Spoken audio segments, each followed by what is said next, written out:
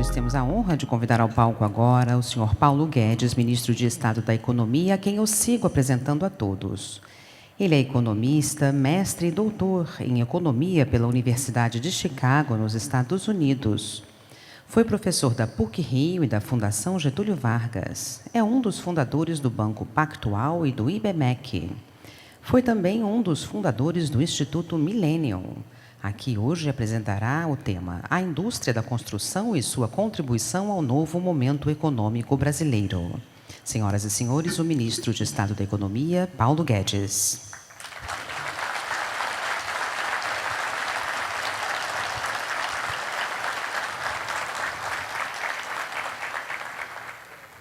Seguimos convidando e apresentando o senhor Rodrigo Maia, presidente da Câmara dos Deputados, que cursou Economia na Universidade Cândido Mendes. Iniciou sua carreira política em 1990. Aos 26 anos, foi nomeado secretário de governo da Prefeitura do Rio de Janeiro, na gestão do então prefeito Luiz Paulo Conde.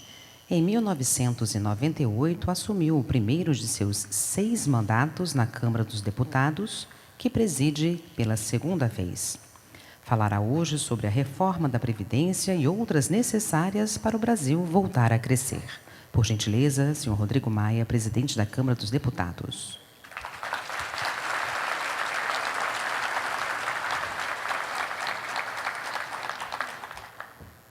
Convidamos agora o senhor Aguinaldo Ribeiro, deputado federal pelo PPPB, engenheiro, foi deputado estadual e está em seu segundo mandato na Câmara dos Deputados. Foi ministro das Cidades e líder do governo. Senhoras e senhores, senhor Aguinaldo Ribeiro.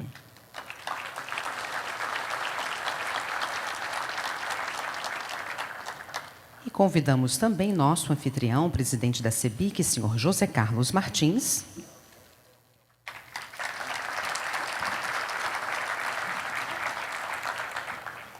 E como debatedor, o cientista político convidado pela CEBIC, senhor Leonardo Barreto.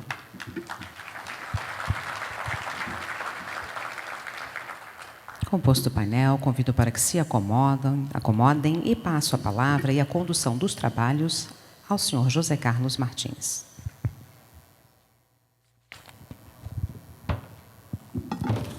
Alô? Estão escutando? Boa tarde a todos. Mais uma vez, muito obrigado pela presença de todos vocês aqui. Mas eu não tenho como começar isso aqui, sabe? Que agora o Cláudio estava ali me falando. Nos últimos anos, ministro, deputado Rodrigo, deputado Aguinaldo, todos vocês aqui, toda vez no ENIC, nós tivemos um fato marcante, sabia, ministro? O nosso ENIC de 2017, que foi em Foz, 2016 foi no dia da votação do impeachment da presidente Dilma. Quando nós fizemos a abertura, estava votando. Quando foi 2017, nós estávamos fazendo o ENIC, foi quando deu a delação lá do Joesley, e Brasília pegou fogo, e a gente estava fazendo em Brasília.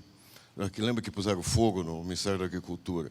Hoje, caiu o viaduto aqui. Ou seja, não é fácil, não. Entendeu? O que eu quero dizer é o seguinte, que apesar de tudo, a gente sempre está de casa cheia. É isso que eu queria dizer a vocês, que não há o que nos segure. Bom, e outra coisa também, assim, como a gente está trabalhando aqui, sabe, ministro, como o senhor está trabalhando lá no Ministério da Economia, com cortes gerais, aqui em vez do senhor ter o William Vac ou alguém global, o senhor vai estar aqui com o José Carlos e o Léo Barreto, que é um cientista político que trabalha conosco por absolutamente corte de gastos, não é por nada mais. Mas, falando o seguinte, eu gostaria de, só para dar uma introdução e pedir a palavra de todos vocês, na seguinte linha. Nós somos um setor que já tivemos 3,4 milhões de trabalhadores com carteira assinada. Nós caímos para 2 milhões, perdemos 1,4. Isso quer dizer que se a gente crescer 70%, nós teremos chegado ao mesmo patamar que nós já fizemos. Ou seja, nós temos capacidade operacional para trabalhar em cima de tudo isso. Também sabemos e concordamos com vocês que, de alguma forma, era uma forma de crescimento que era meio insustentável e ele precisava mudar de foco. Logicamente que o Estado brasileiro não tem capacidade de investimento para absorver esse volume de atividade. E isso, sim, tem que passar pela iniciativa privada. Sabemos que a reforma da Previdência é um marco e estamos trabalhando para tudo isso, ministro. Nós fizemos um pacto aqui interno que, a partir dessa próxima semana, nós estaremos enviando material para os nossos 88 associados no Brasil afora, para que eles levem as suas empresas e as suas empresas mostrem aos seus empregados, aos seus fornecedores, a sua relação, que o nosso empregado irá perder o seu emprego se não tiver uma reforma da Previdência. Para deixar isso muito claro, da importância que uma reforma tão difícil como essa, tão assim impopular como essa, que vocês estão encarando, que vocês estão levando em frente, sim, tem que ter nosso apoio. Tenha certeza absoluta que tem o total apoio e a nosso total envolvimento em todo esse processo. Contem com isso, nos cobrem se em algum instante isso não estiver sendo o suficiente, estamos abertos para isso. Mas a provocação que eu queria fazer a vocês era na seguinte linha. Nós temos, então, uma capacidade operacional que está aí. E nós vivemos de um produto de entrega futura e bem futura. Nós temos que pensar lá na frente como isso vai ser. Nós tivemos o começo do ano, os 2 meses primeiros, eles foram, sim, de expectativa positiva. Nós tivemos um crescimento positivo no CAGED de trabalhadores. Para o senhor ter uma ideia, em 28 de fevereiro, fechando os 12 meses, tiveram um crescimento de 29 mil, sendo que 26 mil foi janeiro e fevereiro. Em março, essa expectativa de alguma coisa reverteu. O que a gente precisa falar para esses empresários todos que estão aqui é que, quando voltem para suas casas, eles tenham o mínimo de segurança que podem pensar em novos projetos. Pode tirar projetos da gaveta e o que eles podem fazer. Então, no fundo, a provocação que a gente faz a vocês é como que a gente pode ter o mínimo de conhecimento e de saber que a gente pode dar um continuado. E, mais uma vez, muito obrigado, ministro, muito obrigado, presidente Rodrigo Maia, muito obrigado, deputado Aguinaldo Ribeiro, nosso grande parceiro no dia a dia. Passo a palavra ao senhor, ministro. Então, acho que está tanta economia que até de... Não tem microfone. Falo eu, então, agora? Ótimo. Vamos falar aqui mesmo. É um prazer estar aqui com vocês hoje. Pedro deve ter dito, nós chegamos hoje nos Estados Unidos, 5 horas da manhã, em Brasília, e eu voei imediatamente para o Rio. E foram 2 dias interessantes. O Rodrigo esteve lá em Nova York também. Eu li o que o Rodrigo falou lá. Nós estamos muito confiantes de que a liderança dele lá na Câmara de Deputados e o apoio político que nós estamos recebendo lá, porque existe ainda todo governo que chega, ele chega e ainda está se encontrando, ainda está montando suas pontes de articulação. E o Rodrigo tem sido muito construtivo como presidente da Câmara, uma liderança fundamental. E eu acho também, o Davi Alcolumbre no Senado também nos tem dado todo o apoio. Os governadores, nas reuniões que tivemos, estão vivendo um problema comum. As mesmas despesas que estão descontroladas a nível de União estão também atingindo municípios e estados. Eles têm os mesmos problemas. É despesa de pessoal excessiva, porque cresceu descontroladamente, quebrou o orçamento de todo mundo, e também os inativos, né? A aposentadoria brasileira, esse sistema de repartição é um sistema condenado. Nós vamos ter que sair desse sistema. Se fizerem uma reforma de 1 trilhão, nós temos potência fiscal para lançarmos o sistema de capitalização logo depois, e esse sistema de capitalização, ele bota o Brasil para crescer. Então, a reforma da Previdência tem 2 dimensões. Nós temos falado muito de uma e não temos falado da outra. Nós temos falado muito da estabilidade fiscal. Um programa de 1 trilhão em 10 anos, são 100 bilhões por ano, é mais ou menos o tamanho do buraco do governo hoje. Então, você clareia o horizonte para investimentos privados, internos e externos. Rodrigo deve ter sentido isso lá em Nova York, está todo mundo em suspenso, todo mundo segurando o fôlego, esperando a aprovação. Na hora que aprovar, os recursos começam a vir de fora. E o empresariado privado brasileiro também é a mesma coisa, todo mundo esperando. Não adianta começar a investir se ali na frente tiver uma grande explosão fiscal. Então, o Congresso está atento para isso. Eu, na minha interação com o Congresso, eu tenho visto muita sensibilidade para o tema. E aí é a questão agora da calibragem, né? Se fizer uma coisa menor que 1 trilhão, aí é uma aventura. Você simplesmente fez um remendo no sistema passado e aí você não vai lançar um sistema novo, porque o sistema novo desvia um pedaço das contribuições de jovens em direção à acumulação de capital e não ao financiamento do sistema antigo. Por isso que o sistema antigo precisa de potência fiscal. Se vier algo em torno de 1 trilhão, ou mais, no segundo semestre você já começa a fazer o regime que nós estamos chamando de poupança garantida, porque você fala em capital no Brasil, as pessoas ficam assustadas, mas é o mecanismo que as classes médias e classes ricas usam para enriquecer, e aí, curiosamente, às vezes os políticos têm medo de fazer o que é bom para os pobres, né? Que é deixar eles capitalizarem os recursos dele, dando uma garantia de que aquela poupança vai dar pelo menos o salário mínimo. Então, é relativamente simples do ponto de vista técnico, você desenhar o sistema. O medo que havia, não, a transição é muito cara, é impossível passar de um sistema para o outro, é um medo baseado em falsas premissas, né, de que seria possível todo mundo passar para o sistema novo. Não é verdade, só os jovens. Por isso que a gente dizia da carteira verde e amarela. Você deve ter observado que a taxa de desemprego entre os jovens é o dobro da taxa de desemprego entre os mais experientes. E devem ter observado também, nessas últimas reportagens que têm saído, que o jovem está conseguindo seu primeiro emprego aos 28 anos. Quer dizer, o sujeito fica 10 anos desempregado, atraído por droga, por crime, por ócio, o que é uma destruição, é um crime contra a nossa juventude. Então, você fazer um sistema onde não haja esses encargos trabalhistas para os mais jovens, a empregabilidade é na veia, porque ele custa metade. Hoje, o trabalhador ganha o salário mínimo e custa o dobro para a empresa, né? Ganha pouco, custa muito. Você lançando um sistema novo, o jovem, que é um trainee praticamente, nunca teve um emprego, é natural que ele valha metade do outro, que ele custa metade do trabalhador já mais experiente. Ele não vai tirar o emprego do mais experiente, ele vai só conseguir um emprego para ele. Então, isso vai ser extraordinário para o país. O jovem pode... Não é só o fato de você estar levando poupança e acumulação de recursos para o futuro, que bota o país para crescer, democratiza a poupança, mas também a eficiência na alocação do investimento. Hoje, esses recursos são consumidos e, se eles entram num sistema de capitalização, não só você está acumulando capital, mas você também está alocando eficientemente esse capital, que foi o que aconteceu nos países que adotaram a capitalização e aceleraram a taxa de crescimento. Então, nós estamos absolutamente convictos que o caminho é esse, e ele tem esse efeito duplo. Primeiro, ele equaciona a parte fiscal, estimula o investimento, resolve o problema fiscal, porque o maior componente é o déficit previdenciário.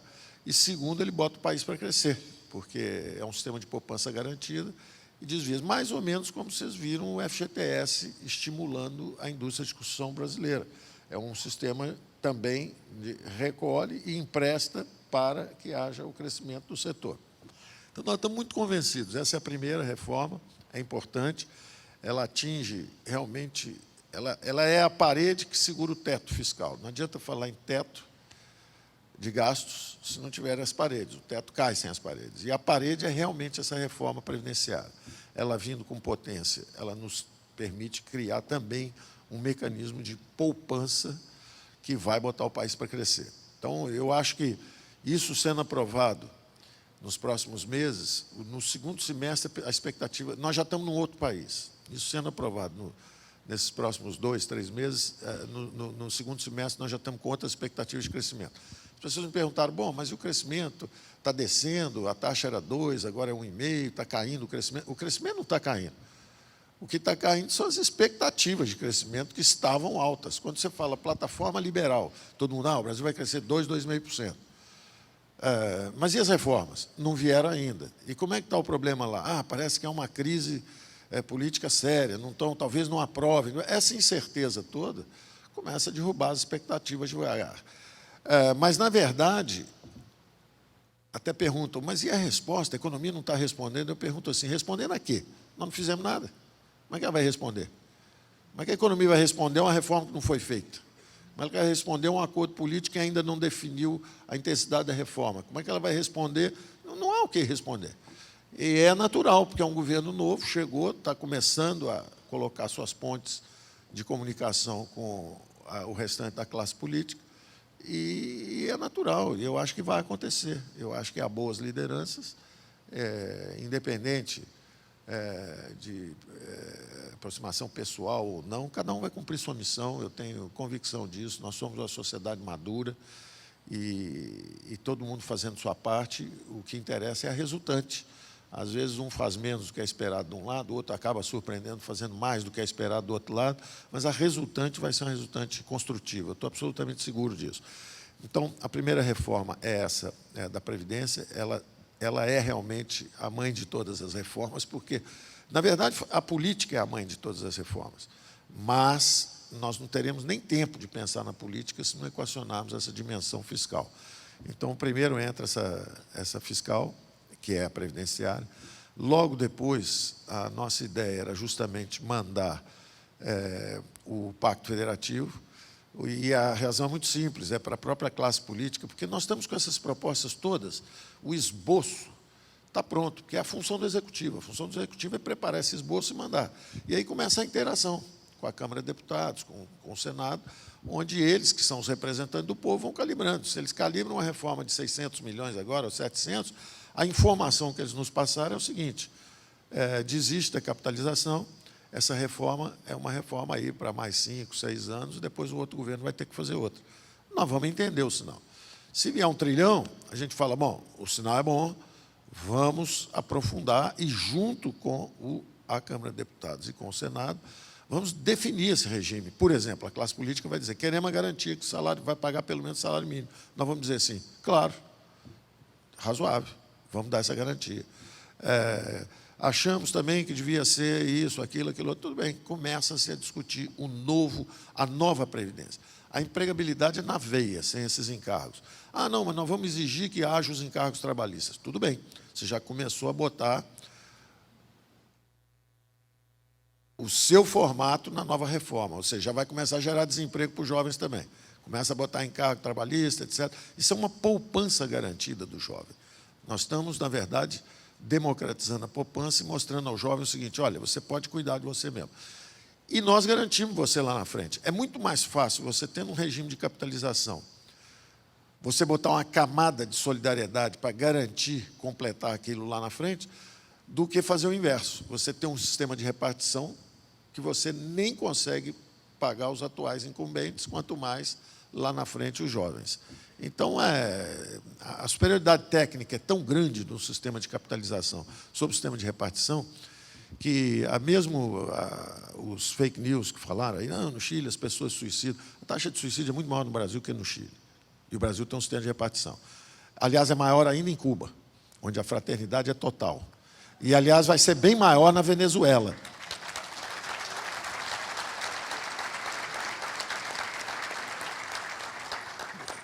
Então, tem muita fake news.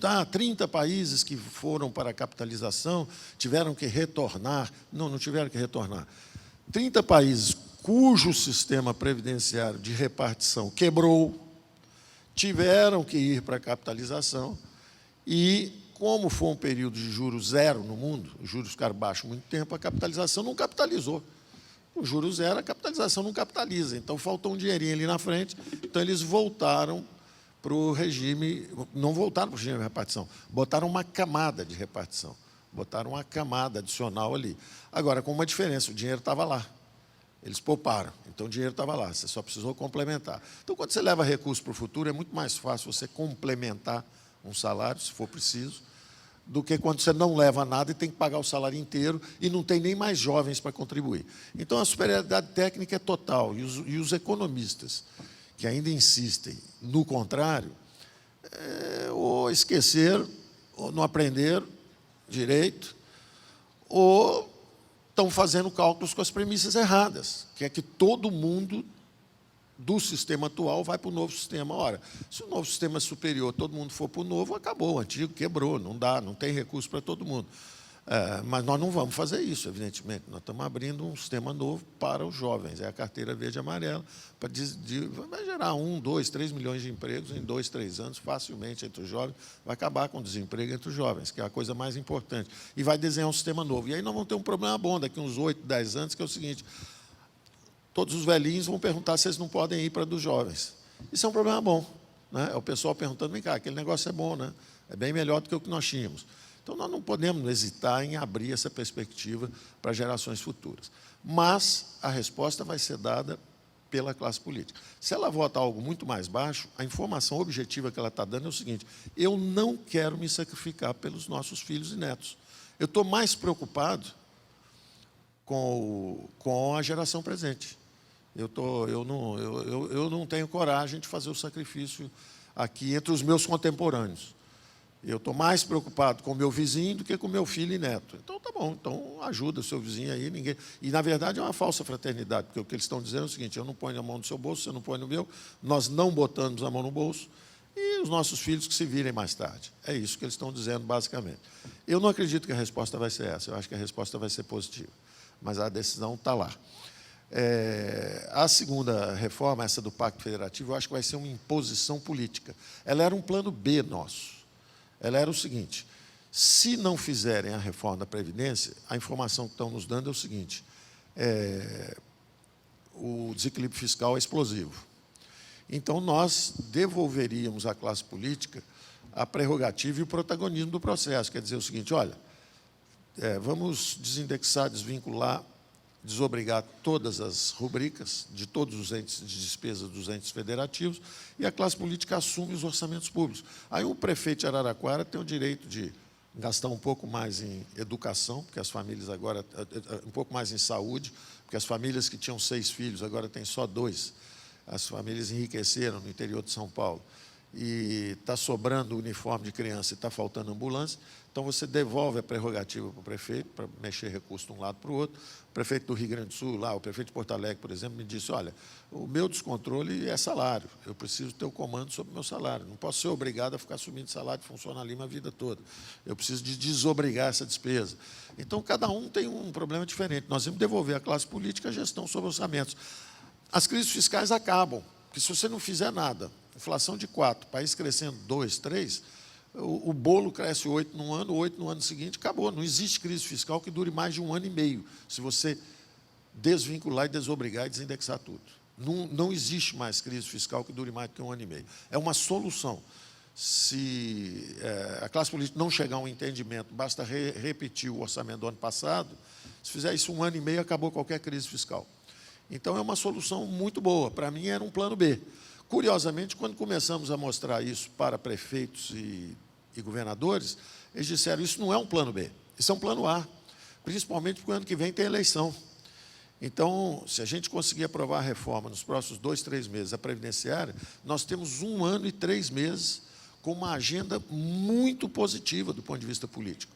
Que é: olha, nós estamos recuperando o protagonismo, vamos assumir os orçamentos públicos, vamos descentralizar recursos para estados e municípios. E de onde vem esse dinheiro? Esse dinheiro não vem da Lua, esse dinheiro não vai ser emitido pelo Banco Central, esse dinheiro está no fundo do mar, é o pré-sal, e ele está saindo. Nós conseguimos, depois de 5 anos, com um impasse entre a Fazenda e o Ministério de Minas e Energia e a Petrobras, o petróleo continua no chão, todo mundo briga e não ia para lugar nenhum. Nós conseguimos fazer o acordo entre Petrobras e o Ministério de Minas e Energia e o Ministério de Economia. A sessão onerosa está andando. Ela é apenas o primeiro de uma sequência de leilões que vão acontecer pela frente. E esse dinheiro é que vai consertar a República Federativa do ponto de vista de redistribuição de recursos, atribuições e poderes, limitando o poder central e distribuindo para estados e municípios. Então, isso aí eu tenho também conversado com... Tem sido muito instrutivas as conversas com o presidente Rodrigo Maia, da Câmara, porque ele calibra, ele diz: olha, por aqui dá, por aqui não dá, isso aqui não vai, isso aqui vai. É muito construtivo isso. E, agora, o pai dele, que inventou, é muito interessante isso, o pai dele inventou as subprefeituras, que é uma extraordinária ferramenta de gestão. Porque o sujeito está ali na Rocinha, tem 200 mil pessoas ali em cima, ele é que sabe se precisa de um posto de atendimento, um centro de inclusão digital. Apareceram várias lideranças políticas, como o Pedro Paulo, aquele que foi Eduardo Paes, que foi prefeito do Rio.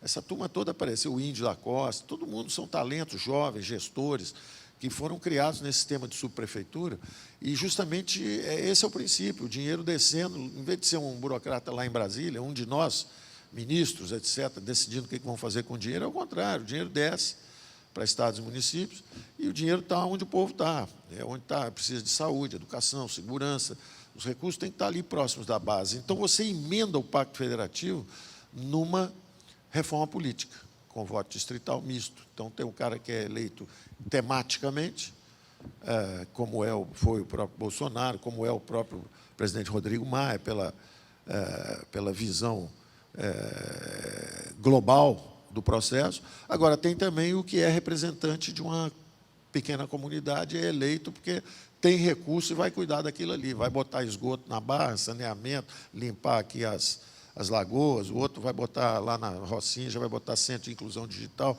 São problemas diferentes em cada comunidade, e esse recurso desce, e isso emenda num voto distrital. Então, eu acho que tem uma agenda riquíssima para a classe política. Eu estou convencido particularmente disso durante a campanha, que o modelo centralizado em Estado é um desastre. Ele corrompeu a política, estagnou a economia, degenerou o processo todo, quer dizer, fez investimentos completamente antissociais, em vez de sociais, né? Distorceu a função dos bancos públicos. Nós devíamos estar conversando na Caixa aqui hoje, não sobre o colapso dos empréstimos que foram dados, que o Pedro teve que jogar lá prejuízo. A gente está conversando o seguinte: qual a função do banco público? É ter um lucro máximo? Ou é passar esse excesso de receitas, entre aspas, sobre o custo? Porque tem um custo de captação mais ou menos passivo, os depósitos de caderneta, etc., mais o dinheiro do FGTS, esse negócio que vai para lá meio barato. Será que ela devia transferir isso justamente para o setor de financiamento de casa própria, derrubando as taxas?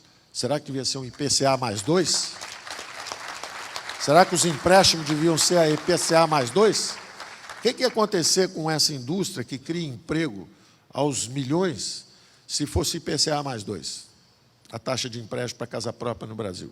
O capitalismo popular. Cada brasileiro tem que ter o senso de propriedade, sua casa própria, mas não com nenhum plano mirabolante, onde 70 mil casas são devolvidas, 60 mil não terminaram, o programa é aprovado no dia 31 de dezembro para já garantir o ganho de mais 3 ou 4 grandes construtoras para o ano seguinte. Se fosse um pouco diferente disso, será que dá para aperfeiçoar um programa desse? É o que nós vamos tentar fazer. Nós não vamos derrubar nada que é bom. Tudo que é bom e está funcionando será reforçado, revigorado. Agora, nós não vamos também deixar os desvios que aconteceram seguirem acontecendo. Um FI, FGTS, por exemplo, emprestando para 2 ou 3 grandes empreiteiras, simplesmente porque depois tem devolução para financiamento de campanha política. Nós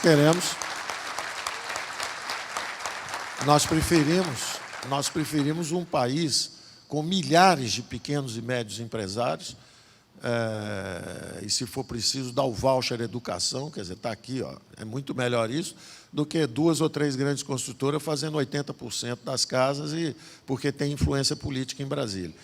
Não é isso que a gente quer.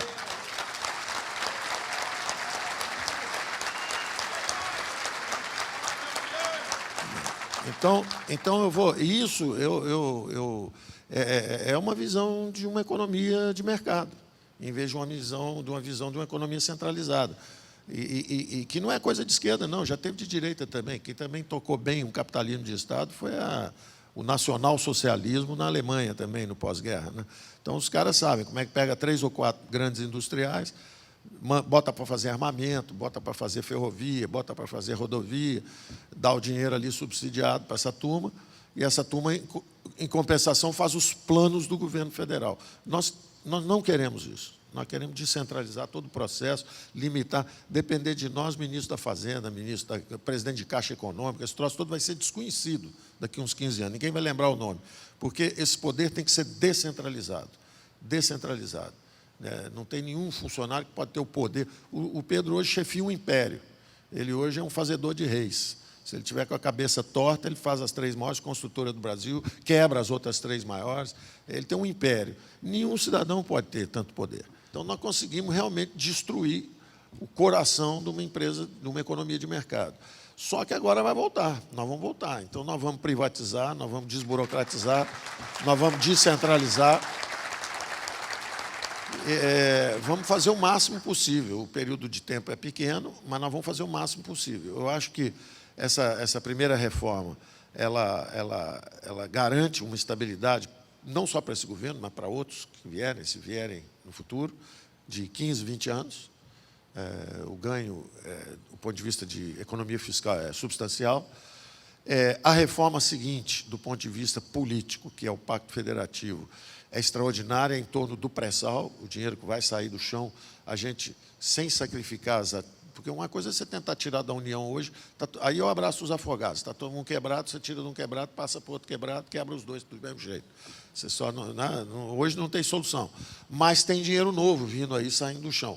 Esse dinheiro vai ser descentralizado e nós vamos construir um Brasil novo em torno dessa ideia do Pacto Federativo. E as lideranças, eu estou dizendo isso porque conversamos várias vezes, eu e Rodrigo, sobre isso, conversamos várias vezes com o Alcolumbre também, quer dizer, eles vão desenhar um Brasil novo, e o protagonismo é deles, porque eu estou falando coisas que já foram faladas antes. Eu dei o exemplo do pai dele, que já pensava nisso, em chegar lá embaixo e levar os recursos para a base. A subprefeitura é um extraordinário exemplo disso. Já teve vários candidatos que falaram isso, mais Brasil, menos Brasília, vamos descentralizar. Eu só estou reforçando, do ponto de vista econômico, que eles vão ter, no Ministério da Economia, um aliado vigoroso a respeito disso, de como promover isso. Nós vamos botar toda a nossa capacidade a serviço dessa meta política saudável, que é exercer de uma forma equilibrada o poder e os recursos e atribuições, os recursos financeiros e as atribuições. E isso é uma belíssima pauta para julho em diante. Se tiver aprovada a reforma da Previdência até julho, agosto, nós estamos entrando numa belíssima pauta por um ano e pouco, forte, vigorosa, e que recoloca a classe política no protagonismo correto, que é tomar conta dos orçamentos públicos brasileiros e gerir a coisa brasileira com essa perspectiva descentralizada. A outra reforma também, que o Rodrigo já está falando, ele já estava comandando esse processo há algum tempo, nós estamos chegando também com a mesma visão, é a da reforma tributária. Você precisa reduzir, simplificar, eliminar impostos para botar o Brasil de novo simples para crescer. Nós temos participado, tem muita coisa, e eu peço a vocês uma participação efetiva. O Zé Carlos é um exemplo disso. Ele, durante a campanha ainda, ele me procurou e falou assim, olha, nós vamos aprofundar os estudos nesse setor, exatamente pela importância, gerador de mão de obra, o simbolismo da casa própria, quer dizer, o brasileiro ter a propriedade, a sua casa, isso vale para tudo, chegar na favela, dar o título de propriedade, que é coisa que também já estavam fazendo e tem que ser aprofundado. A noção de propriedade privada, a noção de você tem a sua coisa, você tem o seu lar, você tem a sua casa, isso é fundamental. E eu dizia a ele, olha, nos ajudem, porque a coisa funciona rápido lá. Se vocês tiverem o protagonismo também, a coisa funciona. Ninguém que está lá acha que vai resolver tudo. Esses problemas setoriais são muito mais conhecidos pelo próprio setor. Então, quando vocês chegam lá, e aí eu vou até dizer, tem a Previdência, depois tem essa do Pacto Federativo, aí tem o outro secretário nosso, que é o da privatização, que vai acelerar, que é o Salim, aí tem o outro, que é o Sintra, que está fazendo a reforma tributária, aí tem o outro, que é o da abertura, que é o Marcos Troirro, que nós já estamos fechando com a Argentina, assim que assumimos. Tem uma negociação com a Argentina que já tem quase 10 anos, o negócio não sai do lugar. O Mercosul é uma ideia em torno de uma ideologia obsoleta, tanto que a Venezuela, que está no norte, estava no Mercosul. Então, isso não funciona. Nós queremos, ao contrário, em vez de em torno de uma ideologia obsoleta, nós queremos em torno de uma economia moderna. Então, nós sentamos com o ministro da Fazenda lá da Argentina, conversamos, fechamos um acordo rápido e já estamos propondo um acordo. Também estamos negociando há mais de 20 anos com o mercado comum europeu.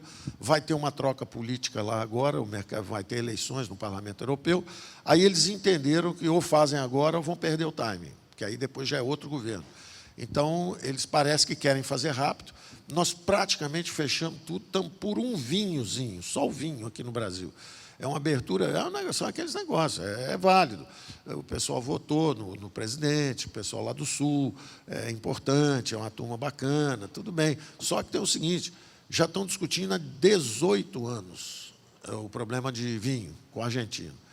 E agora, mesmo se fizermos essa aliança com os argentinos, para fechar o acordo com o mercado comum europeu em 60 dias, que é um negócio extraordinário para o Brasil, nos coloca num outro nível para entrar para o OECD, é outro jogo. O Brasil passa a ter governança dos maiores países do mundo, políticas públicas de qualidade, porque aí eles começam a botar práticas internacionais aceitas como de boa prática no mundo inteiro. Isso tudo é muito construtivo para nós. O Brasil entra realmente para a primeira liga, para a primeira divisão, e aí tem esse problema do vinho lá no Sul, que é um problema regional, e mais do que isso,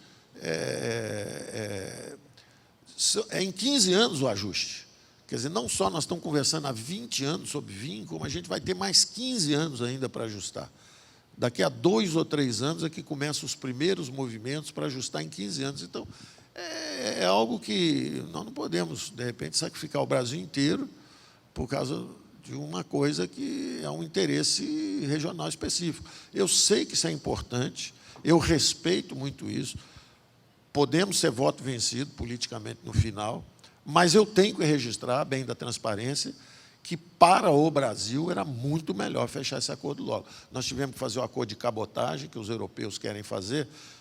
O Brasil tem duopólios, cartéis, pequenos cartéis, 2 ou 3 caras só que podem transportar tudo ao longo da costa. Então, é um negócio ridículo. O aço que sai do Sul chega no Nordeste, o minério vai para a China, vira aço, chega no Nordeste mais barato, 30%, do que o do Brasil, que sai daqui do Sul e vai ali para o Norte, porque é tudo cabotagem, é tudo cartel. É aquilo que eu disse uma vez, que são 200 milhões de patos explorados por 5 bancos, por 3 construtoras, por 2... Entendeu? São duas... Tem um cartel também, porque a política e aí eu quero dizer que não é o político, não é o político, é o sistema dirigista econômico que molda e empurra todo mundo nessa direção.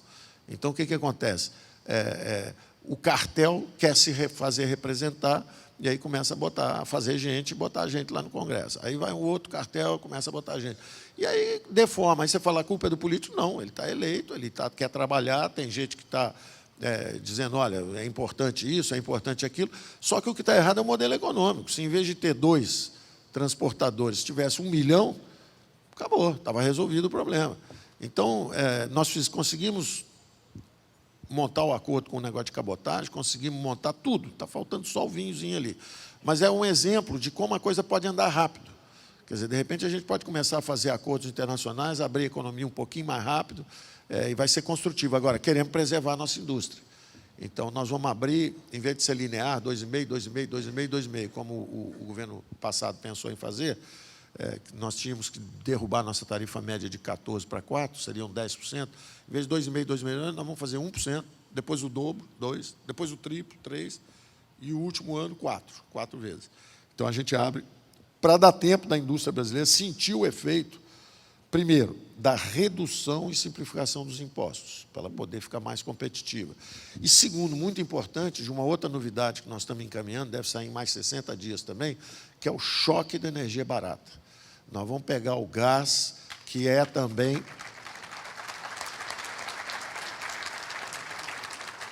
O gás é vendido, eles chamam de BTU, né, unidade, milhão, são milhões de metros cúbicos. No Brasil, custa $12. No Japão e na Rússia, que não tem o gás, devia ser mais caro que no Brasil, custa $7. E nos Estados Unidos está $2,5. Então, quem tem o gás pode fazer a 2,5. E nós estamos a 12. Por quê? Porque tem também o monopólio no refino da Petrobras, tem os monopólios também na distribuição, que cada estado tem a sua distribuidora de gás. Então, as pessoas estão mais preocupadas em ter poder, ocupar aparelhado, do que entregar o gás barato. Então, o que nós vamos fazer? Nós vamos quebrar isso. E não somos nós o governo, não é todo mundo ao mesmo tempo. A maturidade chegou para todo mundo ao mesmo tempo.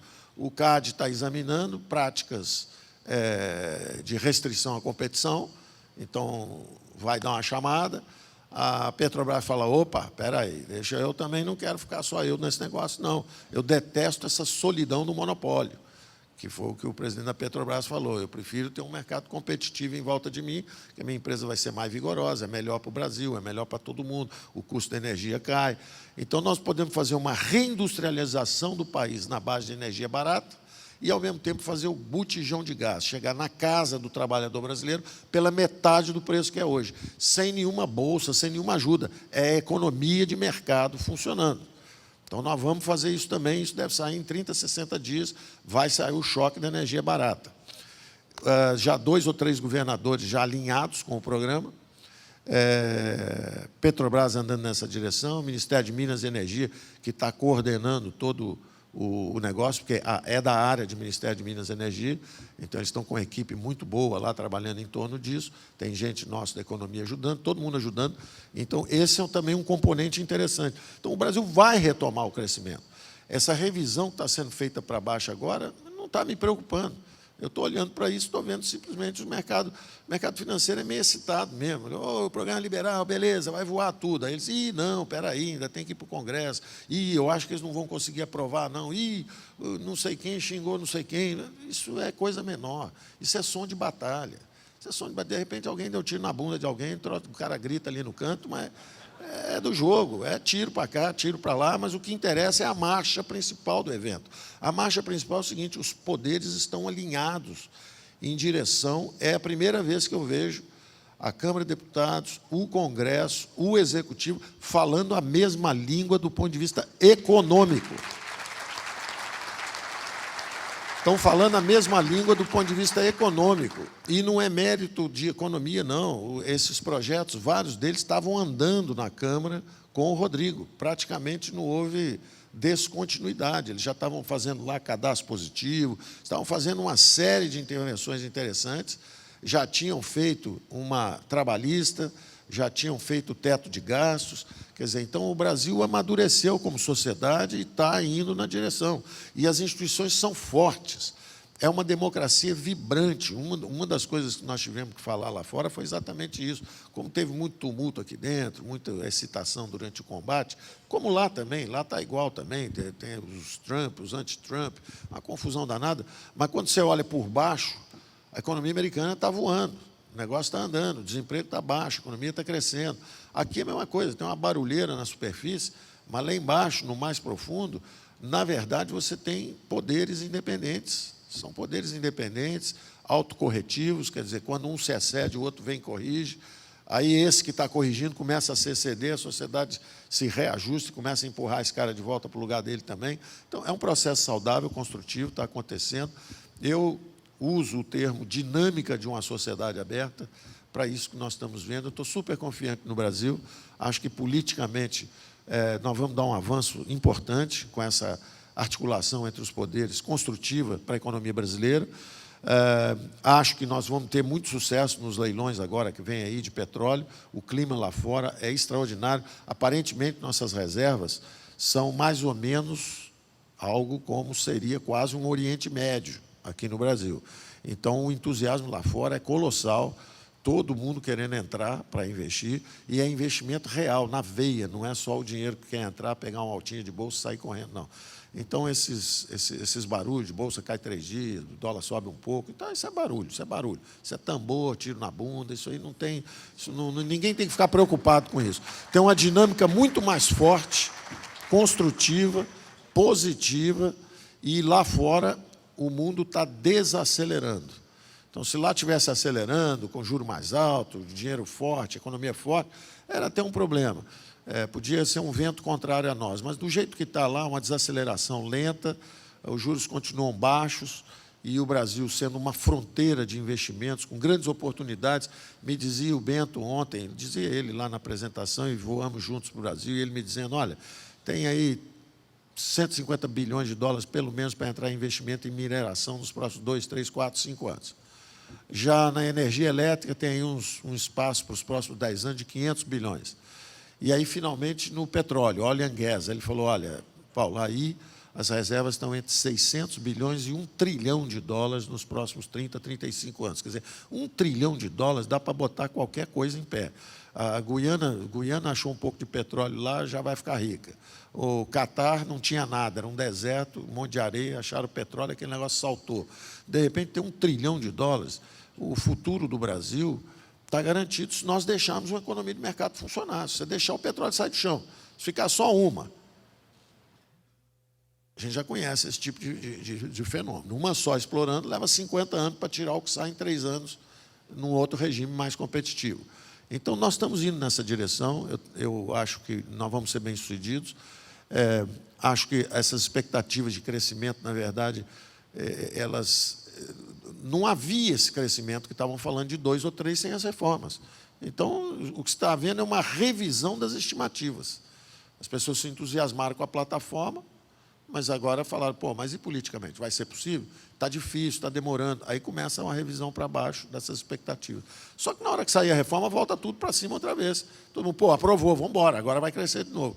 Então, eu tenho certeza que daqui a 2, 3, 4 meses, nós vamos ter um desfecho virtuoso para a reforma da Previdência e as expectativas vão ser bastante mais favoráveis.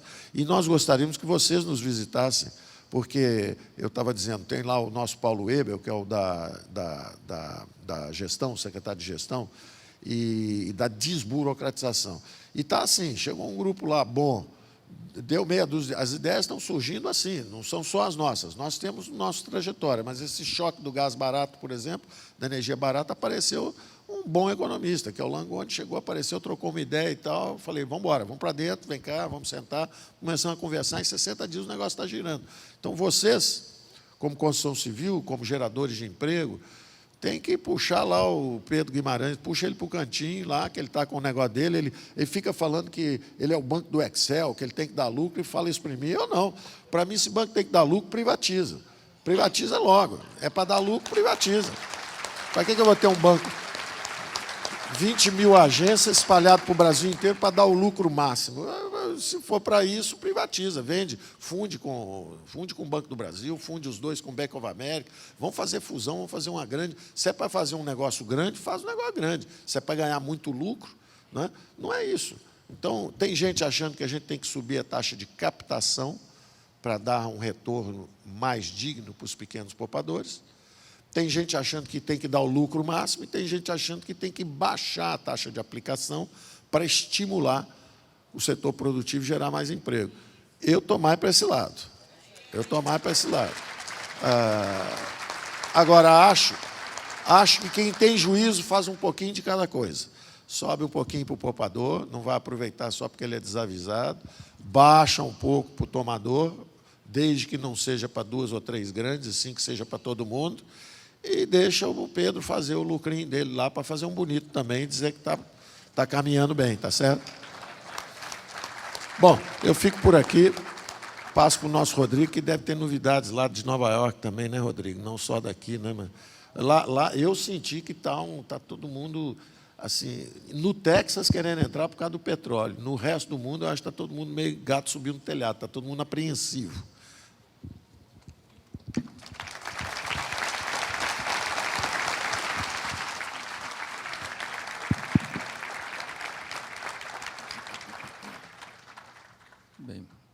Bem, boa tarde a todos, agradeço a oportunidade, você bem objetivo, que o nosso ministro, ele sempre, como um homem muito preparado, ele organiza as ideias dele. Mas, ministro, eu quando fico ouvindo as suas apresentações, a gente fica, se fechar os olhos, a gente está projetando aí certamente um Brasil espetacular, né? Um Brasil maravilhoso, um Brasil onde a gente tenha menos pobreza, onde a gente tenha uma melhor educação. Eu projeto as suas palavras aí daqui a 10, 15, 20 anos, mas nas últimas semanas eu passei a ter uma apreensão, ninguém precisa aqui, só para fazer um parêntese rápido, ter nenhuma dúvida de qual é a minha posição e qual é a posição da Câmara em relação à reforma da Previdência. Nós nunca tivemos nenhuma dúvida da nossa posição no dia da votação na Comissão de Constituição e Justiça, eu fui pessoalmente para dentro da comissão para deixar claro que a presidência da Câmara e aquilo que ela representa para a instituição, ela está dentro do projeto de reformar, de organizar o nosso passado. Então, eu acho que esse tema da Previdência, para mim, já não é mais um tema. Ele agora precisa ser a solução. E não está atrasado. Eu acho, ministro, que a nossa projeção da economia não caiu por isso, porque no governo anterior, quando apresentou no mesmo período que esse, a nossa projeção de votar era votar na primeira quinzena de junho. Nós vamos votar no final na segunda quinzena de junho, na primeira de julho. Né? Eu não tenho dúvida disso. Eu acho que a projeção caiu por outras questões que o senhor conhece melhor do que eu, mas essa queda nas projeções é que me preocupam hoje. Por uma questão simples, ministro. Nós vivemos, na verdade, por brasileiro simples, não para quem ganha muito dinheiro, que aplica o dinheiro no mercado financeiro, que consegue montar um bom negócio com alta tecnologia, que valoriza muito rápido. Eu estou tratando aí da base da sociedade, que, aliás, esse setor cuida dessa base da sociedade há muitos anos e de forma muito competente. Mas essa base da sociedade, ela vive uma crise, uma recessão real na vida das pessoas há 5 anos. Desde o final do primeiro governo da presidente Dilma, crescendo menos de 1%, depois de 2 anos de recessão, e depois, infelizmente mesmo, porque foram feitas muitas mudanças no governo do presidente Michel Temer, mas pela crise que ele viveu, os atores econômicos tiraram o pé do acelerador, apesar de muita coisa que foi feita, como você mesmo falou, na reforma trabalhista, a mudança na taxa de juros do BNDES, olha como é que as coisas são injustas no Brasil. O BNDES, à época, há 2 anos atrás, tinha 20% do crédito no Brasil, subsidiado com dinheiro do orçamento da União, 500, 600 bilhões. Desses 20%, 70% do crédito subsidiado do BNDES ia para empresas com faturamento maior que 300 milhões de reais. Nós acabamos com essa vergonha em 2017. Né? É só um exemplo de muito do que foi feito. Né? A reforma trabalhista, que muita gente nunca imaginou que fosse possível mudar 5 artigos da SLT, a gente mudou mais de 200, e, infelizmente, a gente não fez a previdenciária, mas eu tenho certeza que a Câmara e o Senado, junto com o Davi, a gente vai fazer isso agora. Mas eu estou preocupado com esse curto prazo. Como eu disse, nós estamos caminhando, ministro, infelizmente, para o aumento do desemprego no curto prazo, nós estamos caminhando para o aumento da pobreza, e no final do ano, que não é do governo atual, nós voltamos a ter fome nesse país. Então, ao mesmo tempo que a gente está pensando nas reformas do Estado, que vão impactar o Brasil no médio e longo prazo, eu acho que todos nós juntos, principalmente o Poder Executivo e Legislativo, tem que pensar algumas políticas para o curto prazo. José Carlos falou aqui quantos empregos vocês geravam alguns anos atrás e quantos vocês geram hoje. Né? Quer dizer, dos 13 milhões de desempregados, mais de 1 milhão foram embora no setor de construção. O que a gente precisa fazer, o que a gente pode fazer em conjunto. Né? E aqui tem um instrumento muito importante, que é a Caixa Econômica, que é o FGTS, que podem nos ajudar, no curto prazo, a gente retomar alguns investimentos, recuperar alguns investimentos, para que a gente possa compensar um pouco desse curto prazo de, vamos dizer assim, de baixa expectativa, esperando a votação da Previdência e outras matérias. Mas, de fato, eu tenho acompanhado nesses últimos 2 anos, com muito cuidado, a estrutura dos gastos do governo. E acho que, claro, a Previdência ela é fundamental que a gente faça a sua mudança, o seu reequilíbrio, mas a gente vai precisar, rapidamente, e eu vou fazer isso na Câmara, já estou terminando, avançando no nosso trabalho, junto com uma consultoria, nós precisamos reestruturar a gestão pública no Brasil. O Estado brasileiro ficou caro. O servidor público, e não estou criticando nenhum servidor público, ele ganha nos 3 poderes, as carreiras típicas de Estado, os servidores da Câmara e do Judiciário, 67% mais que seu equivalente no setor privado, né? Nos estados, a média é 30%. Então, se nós, além da Previdência, a gente não reorganizar a outra parte dos gastos públicos, não adianta a gente pensar nem em desvincular o orçamento, porque desvincular o quê? Se quase 100% do orçamento federal são despesas obrigatórias que a gente não pode cortar, que, aliás, é o nosso problema para não investir em saúde e educação, não é o teto de gastos. É porque as despesas obrigatórias, incluindo a Previdência, elas crescem muito mais, né, do que deveriam e vão tornando o nosso orçamento uma peça apenas para se pagar despesas dos servidores e os seus aposentados e pensionistas, e também o regime geral. Então, a gente precisa ter coragem de enfrentar isso de forma rápida, né? O Brasil, como eu disse, tem muitas injustiças. Essa é uma importante. As nossas despesas discricionárias estão caminhando para próximo de zero. O Valderi está aqui, que é o secretário de Fazenda do Ministério da Fazenda. Ele passa por essa dificuldade de como conseguir aplicar melhor o pouco dos recursos que o governo federal tem hoje. E a gente precisa voltar a ter um governo federal com capacidade de investimentos, ou como o Paulo defende, de transferir para a base da sociedade os recursos para que os prefeitos e os governadores façam os nossos investimentos.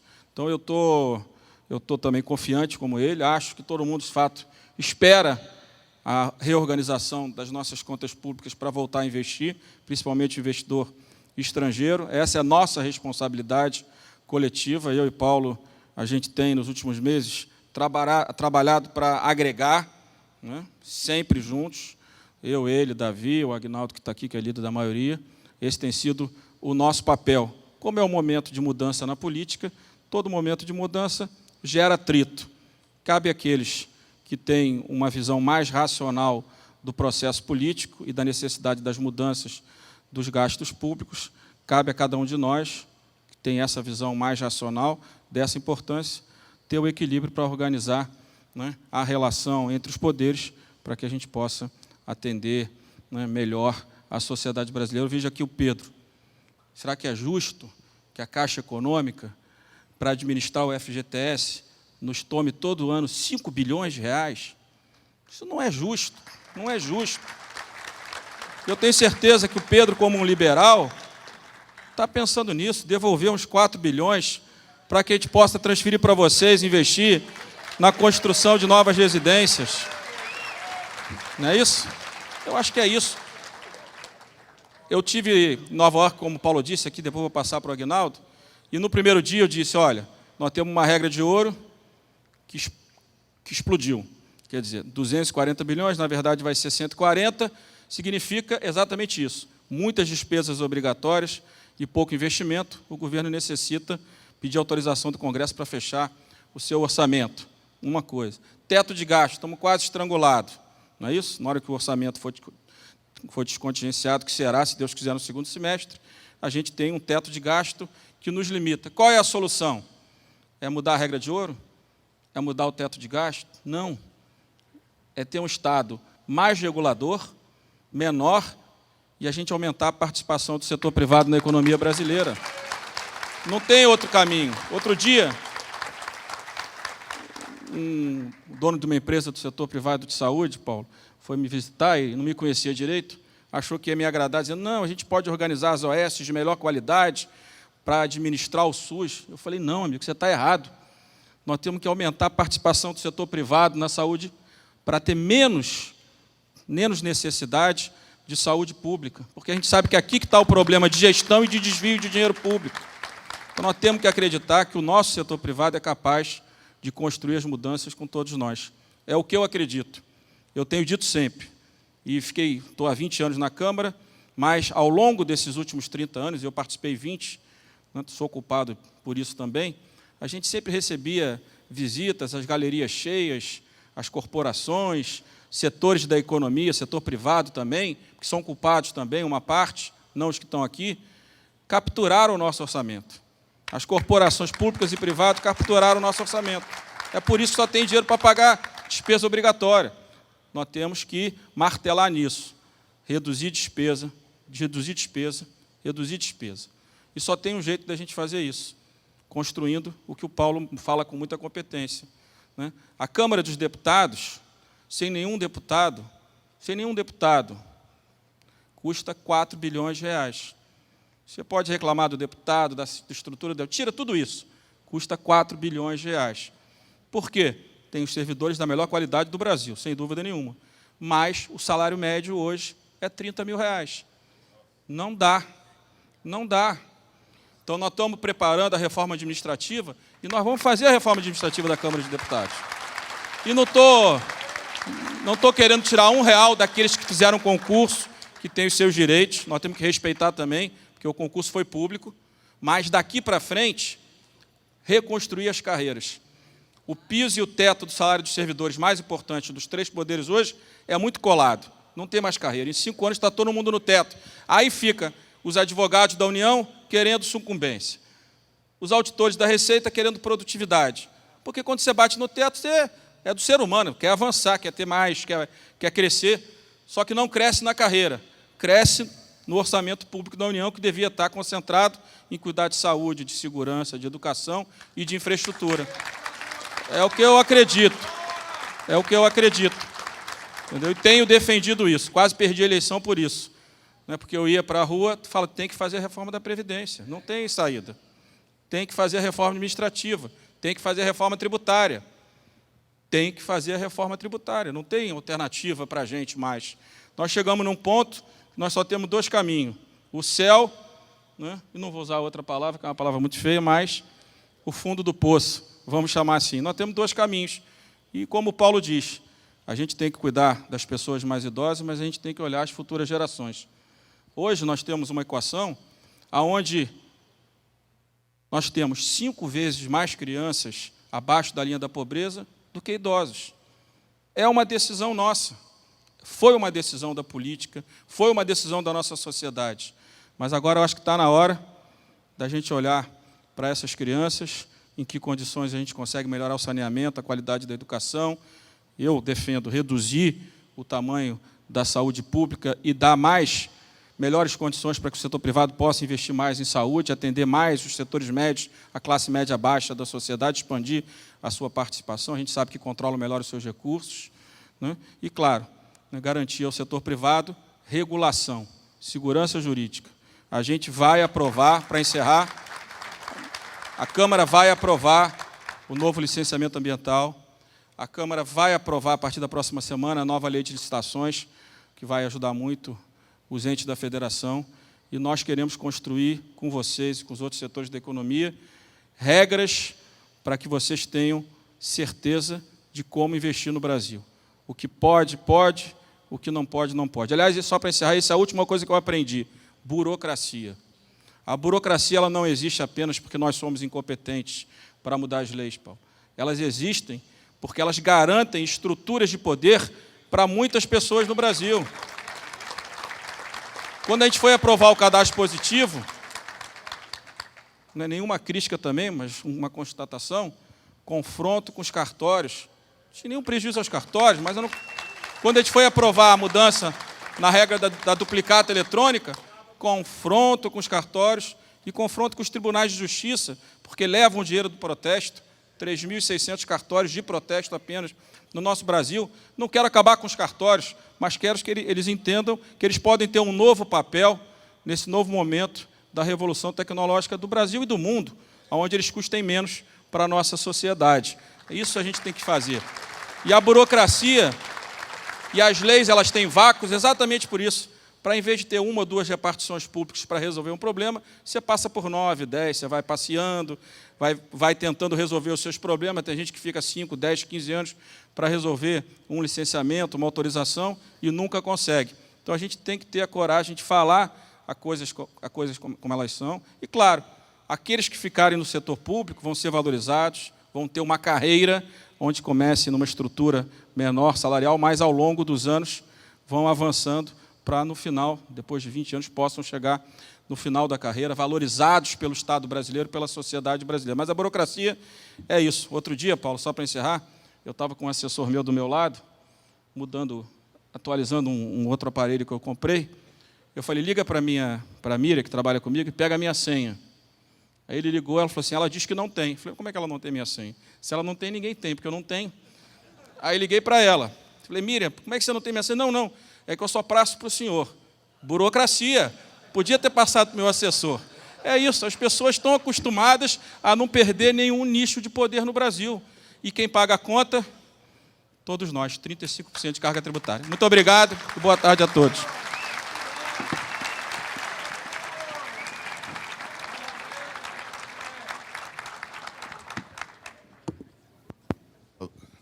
Boa tarde a todos. Cumprimentar aqui o nosso anfitrião, José Carlos, dizer da nossa alegria de podermos estar aqui acompanhando o presidente Rodrigo, o ministro Paulo, nosso companheiro. E dizer que, enquanto o ministro Paulo Guedes e o Rodrigo falavam, eu me lembrei de eu sou paraibano, de Campina Grande, na terra do melhor São João do mundo. E tem pernambucano por aí. Mas me lembrei aqui de um personagem que trabalhava com minha família, seu João Sátrio. Seu João Sátrio era um motorista do meu avô. E ele, uma vez, eu ainda pequeno, ele chegou para mim e disse assim, chamava sempre seu Aguinaldo. Seu Aguinaldo, eu pequenininho, mas eu vivo dizendo que esse país é um país de muita riqueza. Mas essa danada dessa riqueza não chegou em mim ainda.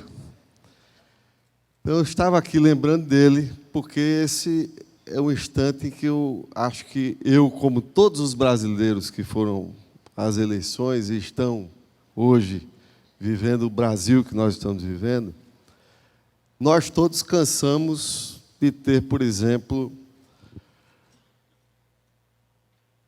que pagar tanto imposto e o Estado brasileiro não devolver absolutamente nada ou muito pouco. E aqui eu não estou falando de governo, mas estou falando do nosso Estado brasileiro, estou falando como nação.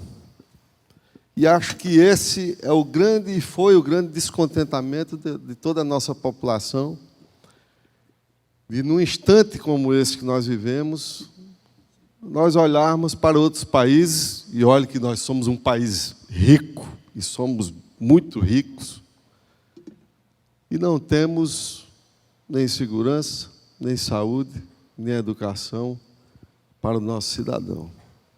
Então, eu acho que esse é um desafio para nós, ministro, presidente Rodrigo, geracional, que nós chegamos nesse instante, de mudar isso, de transformar isso.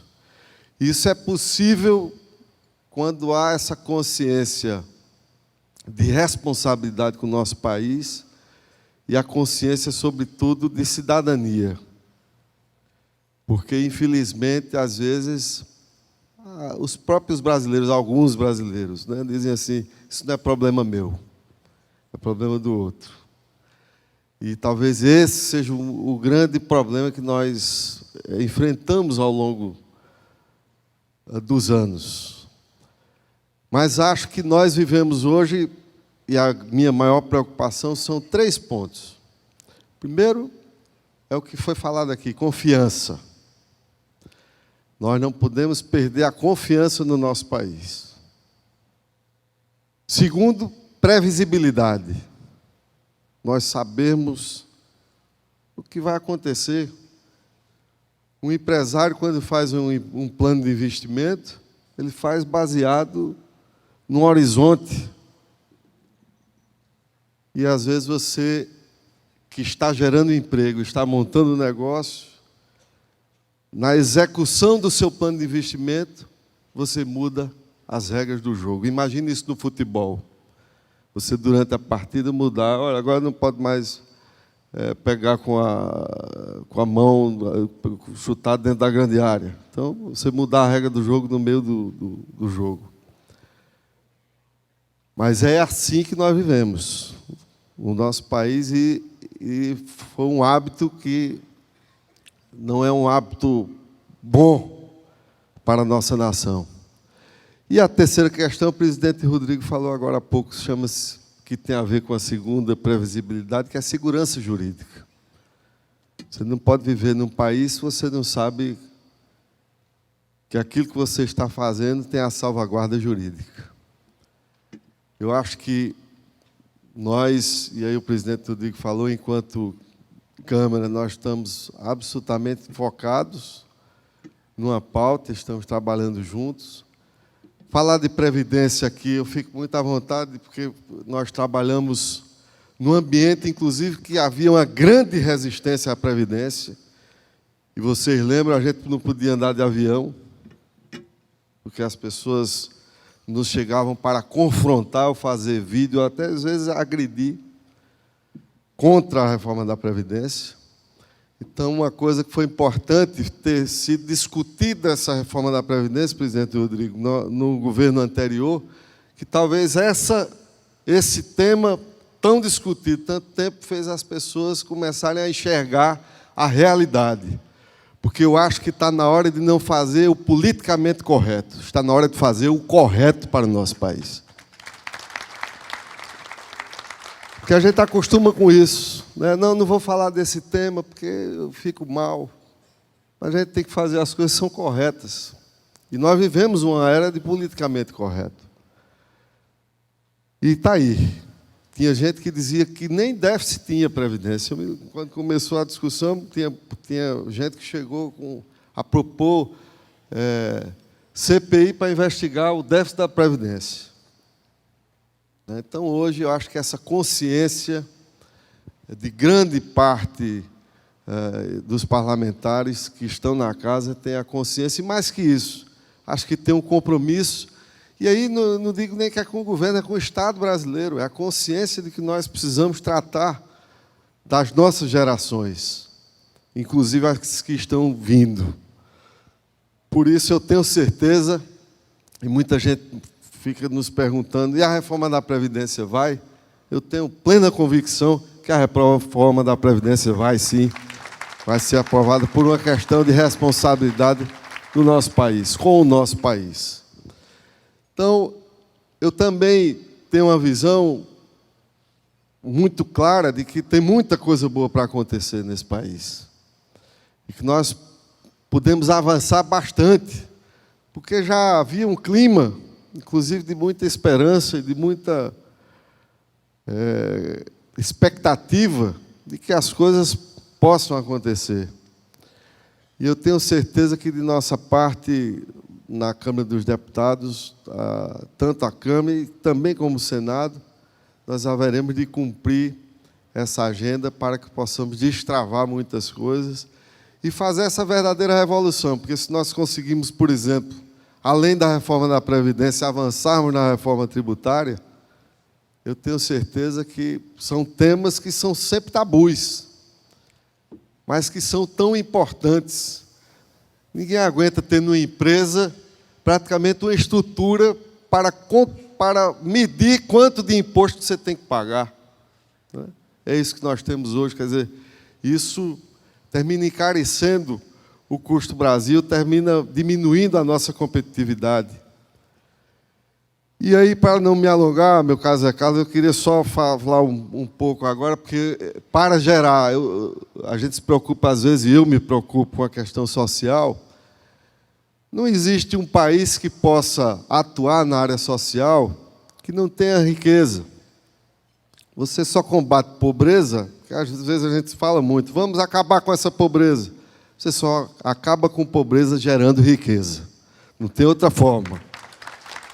E aqui nós estamos num ambiente que é um ambiente que produz aquilo que nós estamos precisando, que o país está precisando hoje.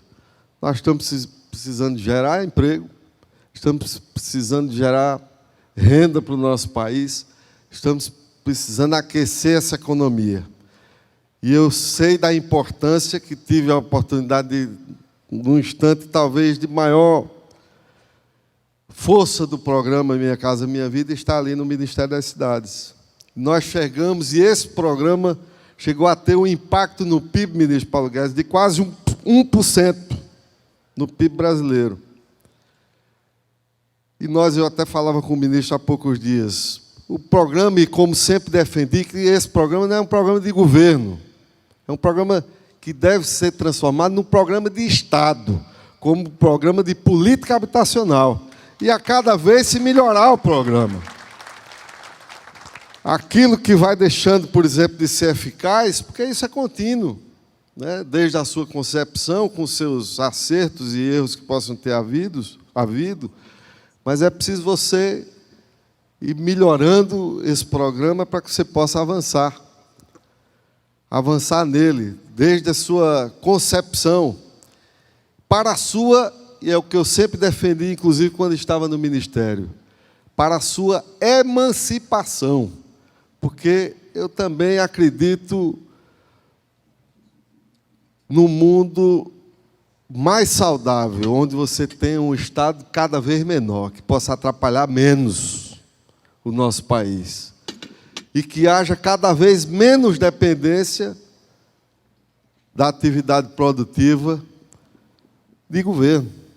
Eu acho que o governo é o grande indutor, é o formulador, mas ele não tem que estar se metendo, não tem que estar atrapalhando, como muitas vezes acontece, por conta desse legado que aqui o presidente Rodrigo falou, que o ministro Paulo Guedes falou também.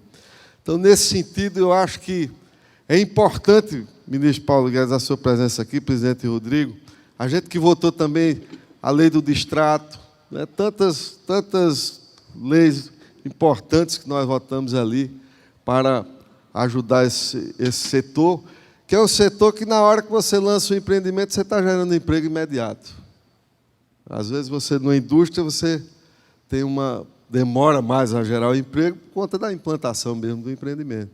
Então, eu acho que nós temos aqui, eu vi ali na entrada, nós falando, acho que o tema aqui é futuro, né? Pessoas e futuro. Então, eu acho que é muito importante aproveitar esse momento onde há essa convergência de pensamento, onde há realmente uma preocupação em que nós possamos ter um futuro melhor, mas que eu concordo aqui com o que foi dito. Eu concordo com o Estado cada vez menor e concordo com esse poder do Estado na mão de cada cidadão. Que cada cidadão possa ter a sua independência, né, sobre todos os aspectos, num ambiente de tranquilidade, onde todo mundo é tratado igual, que é o que eu defendo também na reforma da Previdência, que todo mundo seja tratado igual, quem é do público e quem é do privado. Nós não podemos ter distorção em relação a isso. E também, presidente Rodrigo, um ponto muito importante que nós, inclusive, enquanto Vossa Excelência está viajando a Nova York, nós, na reunião de líderes, colocamos como ponto importante também pautar agora o extrateto, ou seja, a gente não poder ver hoje o que a gente vê no poder público, algumas pessoas ganhando acima do teto estabelecido na lei. Isso não existe. Nós temos gente aí, ainda essa semana eu recebi aqui contra-cheques de várias pessoas no país, contra-cheques, ministro, você vai se surpreender, de 80 mil reais, de alguns que ganharam esse mês de abril, de 130 mil reais. Quer dizer, como é que alguém pode assistir a isso, né, o descumprimento flagrante da lei? E ainda pior, não assinte a cada um de nós brasileiros, sobretudo aqueles brasileiros que mais precisam, aqueles que ganham um salário mínimo, porque, infelizmente, nós vivemos num país que há uma grande concentração de renda e há muita pobreza ainda nesse país. Mas eu acho que esses temas, presidente, que nós avançando, eu tenho certeza que nós poderemos, ministro Paulo Guedes, todos vocês aqui, e com a contribuição de todos, porque é importante que se multiplique também essa conscientização, porque ainda há gente que você vai conversar, semana passada chegou um para mim para dizer que não tinha déficit na Previdência. Ainda tem gente assim. Por isso que é tão importante que se possa multiplicar essa conscientização, para que esse país possa avançar. E eu tenho certeza que lá, com o presidente Rodrigo Maia, que, como disse, assumiu a reforma da Previdência aliás, está na pauta dele pessoal, de muito tempo. Nós que tivemos lá no passado também discutindo esse tema, e eu não esqueço, Zé Carlos, do dia 17 de maio, às 6 horas eu estava reunido com a CONTAG, fechando um acordo para aprovar a reforma da Previdência, quando o presidente no plenário me chama, vem aqui, que aconteceu uma coisa muito séria.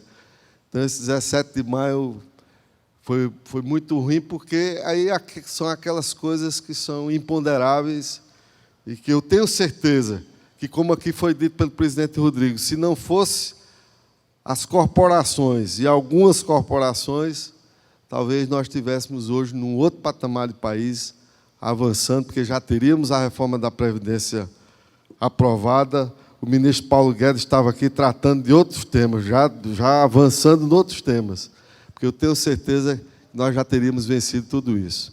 Então, vamos em frente, sucesso aqui a vocês, que vocês possam sair daqui desse encontro, certamente com bastante ideias proveitosas para colocar cada tijolo e construir esse futuro que todos nós desejamos. Obrigado. Obrigado, deputado Aguinaldo, deputado Rodrigo, ministro Paulo Guedes. Eu queria, nas apresentações de vocês, vieram várias coisas à cabeça. Quando o ministro Aguinaldo fala, sabe, ministro, o tema do ENIC são futuro, ideias, pessoas. Eu acho que nada tem mais a ver com isso do que a construção civil. Nós fazemos algo que entrega no futuro, fazendo algo para as pessoas. Eu sempre brinco, ministro, que nós somos intermediário entre o emprego do João e o sonho da Maria. Nós somos só intermediário entre os dois, né? E ideias, que é o carro-chefe da CEBIC. Deputado Rodrigo Maia, tem um ponto que é vital para nós, que é a segurança jurídica. Hoje o Estado brasileiro tem um lado extremamente bem pago, com salários altíssimos, que são órgãos de controle, Ministério Público, todo este pessoal extremamente bem preparado, que vivem para processar o lado de cá, que é o lado que executa. Este coitado do lado de cá, que está com o CPF dele, assinando o licenciamento ambiental, a liberação de um contrato, qualquer coisa, ele está totalmente desprotegido por parte do Estado brasileiro.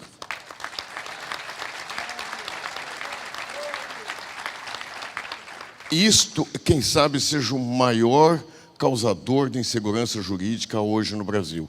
Ninguém tem coragem, se tiver responsabilidade com a família e não tiver roubado, ele não tem dinheiro guardado para pagar o advogado, porque o Estado não dá bola para ele. E aí, teve o PL 7448 do senador Anastasia, que o Congresso aprovou, e infelizmente foram vetados 2 parágrafos.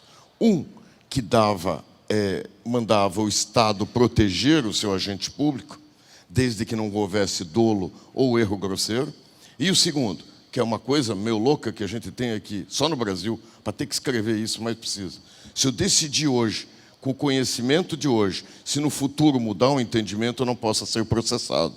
É uma coisa meio inacreditável, mas fez. Então, uma demanda nossa é justamente essa. Eu tenho o ministro que sempre fala muito, mais Brasil, menos Brasília. Temos a demanda nossa, que é apoio do governo federal às prefeituras fazerem PPPs e concessões. Isso, acho, no conhecimento que nós temos, é um programa de uma magnitude maior do que Minha Casa Minha Vida.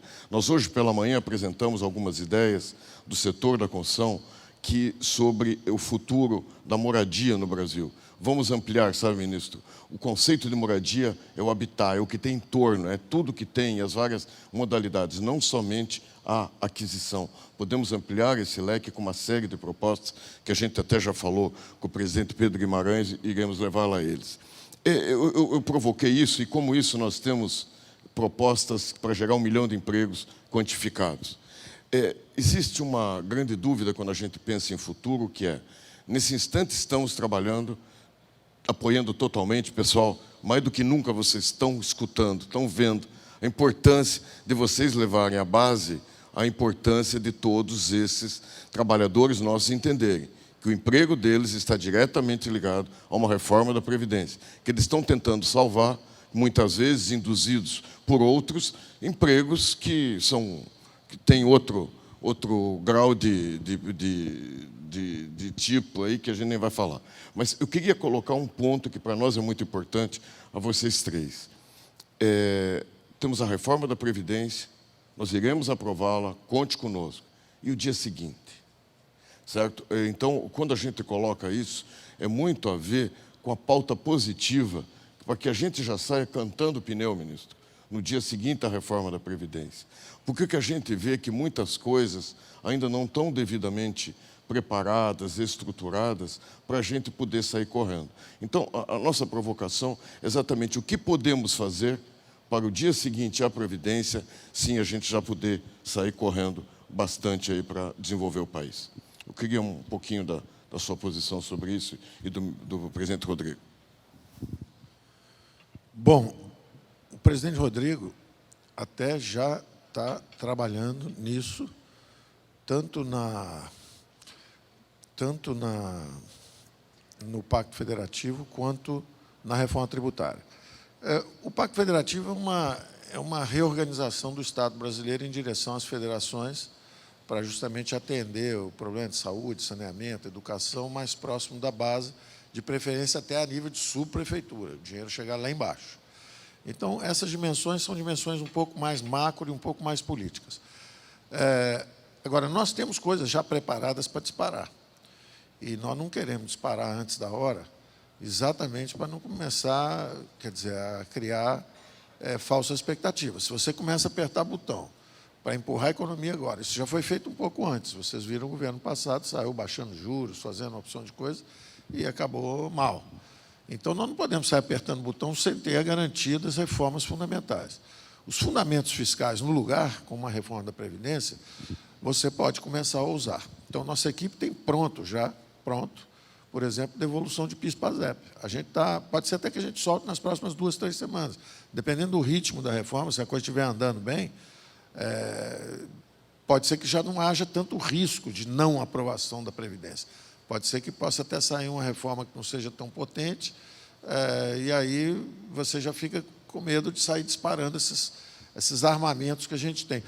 Tem 2 ou 3 coisas muito importantes que a gente pode fazer a curto prazo para empurrar a economia. Uma delas é a própria reforma. Quando você fizer a reforma, os juros começam a descer, porque pelos fundamentos fiscais. A segunda coisa importante é uma política fiscal tem coisas que são baratas, são simples, por exemplo, e que não alteram o equilíbrio fiscal. Liberação de fundos bloqueados. O Brasil tem 280 fundos bloqueados. É dinheiro que ficou empossado, como se diz. Houve um momento, logo que eu cheguei a Brasília, que eu comecei a conversar com os ministros da Fazenda da época, o secretário do Planejamento, o ministro do Planejamento na época. Quando comecei a trocar ideia com eles, eu comecei a descobrir que tinha assim, 26 bilhões de reais empossados por vinculações.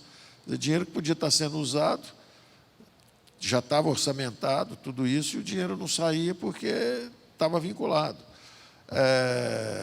Da mesma forma, existem impulsos que são relativamente baratos. Por exemplo, o presidente acionou é o 13º para o Bolsa Família. Bolsa Família é dinheiro na veia também para o cara mais pobre. Só que isso é o 13º, é lá na frente. Você pode pegar um 13º e transformar num aumento do mensal, em vez de ficar esperando o 13º. Você pode liberar o PIS/PASEP, os depósitos de PIS/PASEP. Isso aí são mais ou menos 20, 21 bi que você pode injetar na economia de repente. Então, tem várias coisas que podem ser disparadas, só que se você não tem a reforma de fundamento e dá esse empurrão, é pior. Quer dizer, você não consegue garantir nada ali na frente, você só deu um sinal falso para todo mundo. Então, é melhor segurar um pouquinho, se for o caso. Acerta os fundamentos. E, quando sair, é uma retomada do crescimento, e não um voo da galinha, cair logo ali na frente. Então, tem várias coisas dessas que nós estamos estudando. Uma das coisas que eu te peço para fazer é justamente isso. Chega mais perto do Pedro, conversa sobre isso, quais seriam os mecanismos que permitiriam esses objetivos que nós queremos.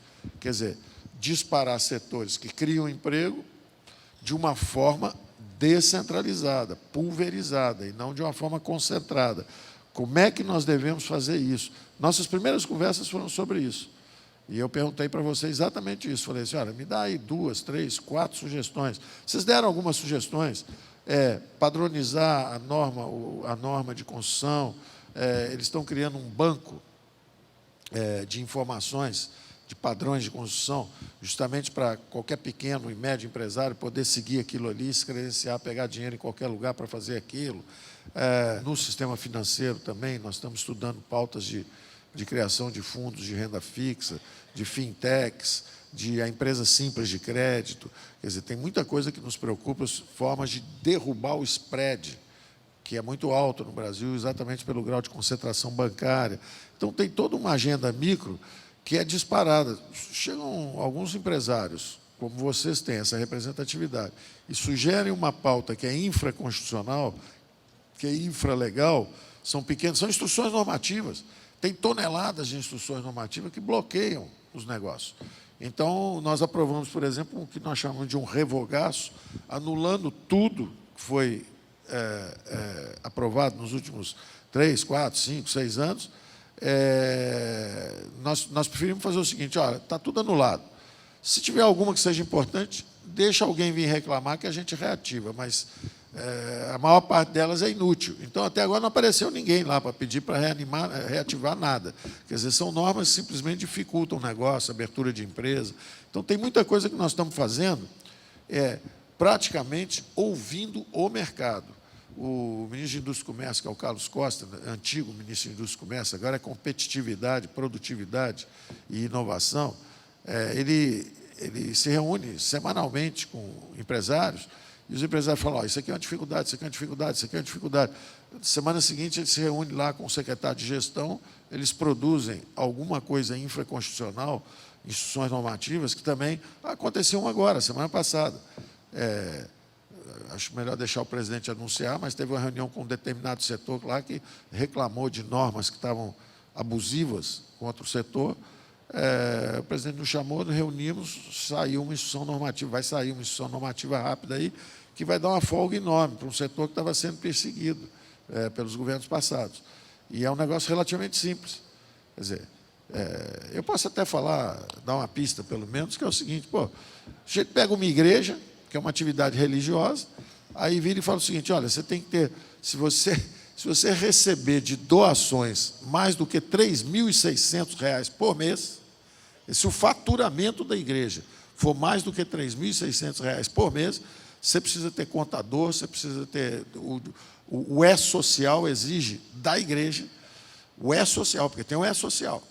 O E-Social, que é um instrumento poderoso de controle social, ele exige da igreja o seguinte: você tem que ter o cadastro digital fiscal, você tem que ter o cadastro digital administrativo, você tem que ter o cadastro, quer dizer, na verdade, o padre tem que pegar um pedaço do altar, botar 4 contadores, 6 despachantes. Pô, a igreja vai fechar. O cara foi lá e falou assim: ó, nós vamos fechar a igreja, porque não dá, pô. O cara está achando que a gente entendeu? Então, na mesma hora lá, quando você vai ver, é uma instrução normativa. Uma instrução normativa que exige que qualquer igreja que faturar mais do que R$ 3.000 por mês em doações tem que ter contador, tem que ter isso, tem aquilo. Isso é um absurdo. Isso é um absurdo. Isso é um despropósito total. E o que é isso? Uma instrução normativa de alguém da Receita Federal. Pô, não dá, pô. Entendeu? Então, esse tipo de coisa, qualquer coisa que esteja emperrando, que seja visivelmente descabida, parece lá em Brasília que em uma semana a gente conserta, em 2, 3 dias, uma semana no máximo, a gente conserta.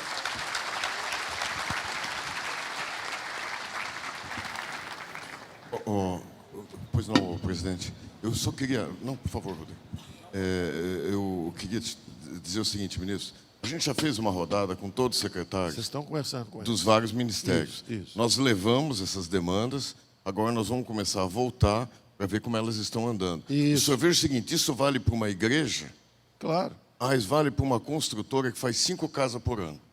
Vale a mesma coisa. Pois é. O senhor veja a importância Isso, como é difícil. Isso. O senhor compreende? É Então, isso mesmo. não tenha dúvida quanto E a isso. vocês têm que ir, Bom, sugiram e cobrem. Isso. E cobrem. Não. Agora Tem que cobrar. Nós Fala, cara, não fizeram nada a levamos, respeito, quietinho. Agora nós vamos vamos fazer começar a isso aí. cobrar mesmo, pode deixar. É isso aí. Já está lá conosco. Presidente Rodrigo, essa pauta positiva, sabe? Eu tenho certeza absoluta, já falou aqui algumas coisas, mas eu queria só para as pessoas entenderem que sim, nós estamos trabalhando, vocês estão trabalhando no sentido de melhorar a vida deles na sequência em todas essas pautas que tem por aí. O ministro falou na reforma tributária. Eu falei de coisas simples. Não, mas só um pontinho. Eu falei de coisas simples, desde essas pequenas, mas as coisas mais importantes, a reforma tributária, o presidente vai falar disso, já é um tema que ele persegue também há tempos, como era também a reforma da Previdência, ele já estava há tempos nessa pista também, então ele vai falar um pouco da reforma tributária, mas tem um impacto enorme quando você reduz, simplifica os impostos. O choque da energia barata, quer dizer, botar o gás em um ano e meio, pela metade do preço, isso permite a reindustrialização do Brasil. O Brasil vai se reindustrializar. Hoje, como há o monopólio e não é bem utilizado, o gás é queimado. Você, para tirar o petróleo, você tem que queimar o gás, você destrói o recurso, não é? Ainda polui a atmosfera. Então, na verdade, só a Vale do Rio Doce está falando que vai investir 20 bilhões de dólares nos próximos 10 anos para fazer os gasodutos. Não é? Quando você faz o gasoduto e traz a energia barata, o gás já barato, para a costa, já tem também gente querendo colocar, a própria Vale já quer colocar uma fábrica de um material que eles chamam de MBI, na verdade é um material mais flexível que o aço e mais resistente que o aço. Então, a exportação de uma tonelada de minério ou de aço hoje, que vai por 17 dólares, de minério, que vai por 17 dólares, eles vão criar esse material, que é diferente do aço, e que na Europa eles compram essa mesma tonelada por 170 dólares, 10 vezes mais. Então, nós estamos convencidos que o Rio de Janeiro pode virar o Texas, pode virar um estado riquíssimo, baseado não só no óleo e gás, mas baseado também na reindustrialização em cima dessa energia barata. Então, tem muita coisa positiva vindo por aí e simplesmente, nós estamos tentando manter o foco, a bola está na marca do pênalti. Eles quase fizeram o pênalti. No finalzinho do governo passado, o juiz apitou antes de bater o pênalti. Então, agora começou o jogo de novo. A gente bota a bola na marca do pênalti de novo.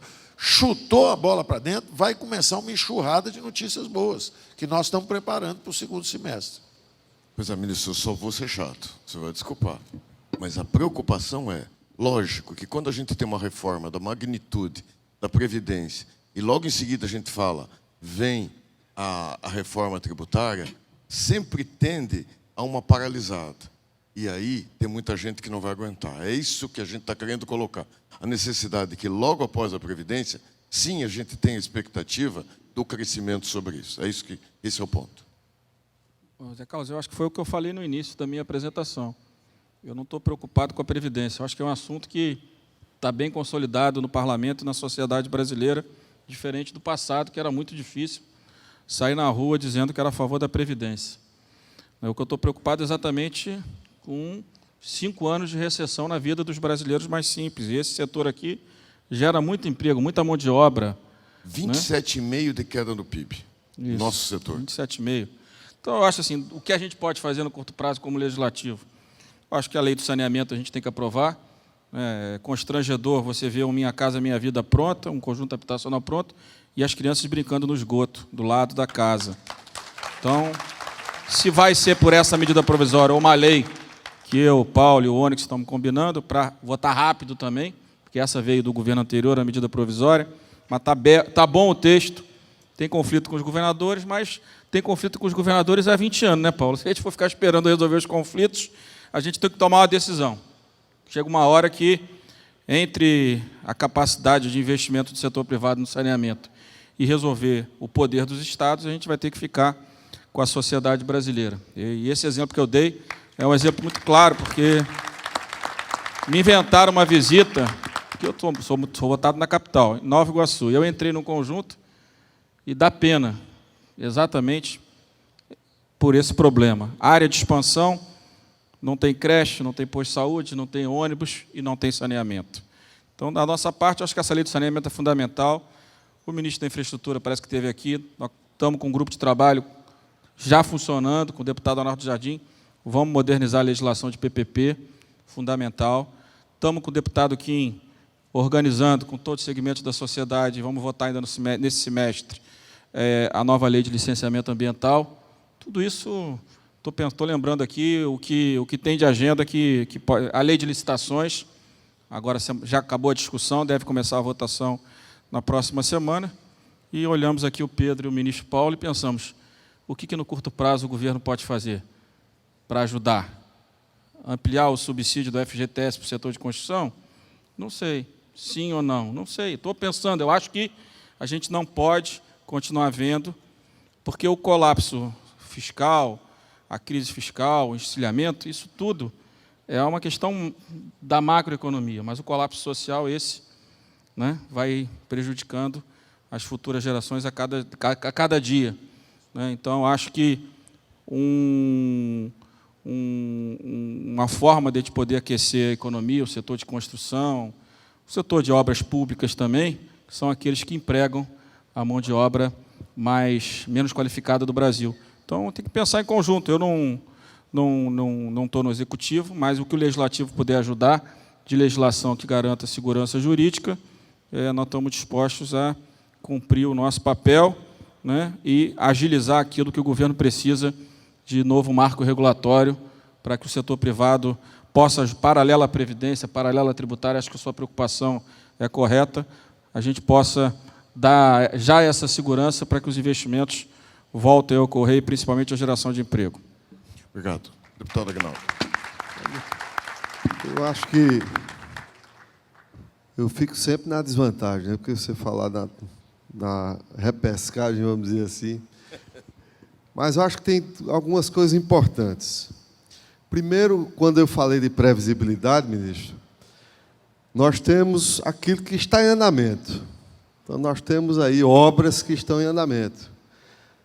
E tem vários empreendedores, aqui presentes também, que também estão inseguros. Por exemplo, eu recebi ali um exemplo quando chegava, eu estou construindo, estou fazendo, executando o contrato, vou ter que, por exemplo, encomendar a esquadria, que não é uma coisa que se entrega do dia para a noite. Né? Se eu encomendar agora, eu vou receber no fluxo devido que eu estou prevendo, porque esse fluxo é importante também para manter o emprego que já existe, que tem hoje. Porque quando você para uma obra, por exemplo, tem muitos dos pequenininhos, Zé Carlos, você sabe que dificilmente ele voltará a retomar essa obra. E por isso, ministro, que tem muita obra parada também.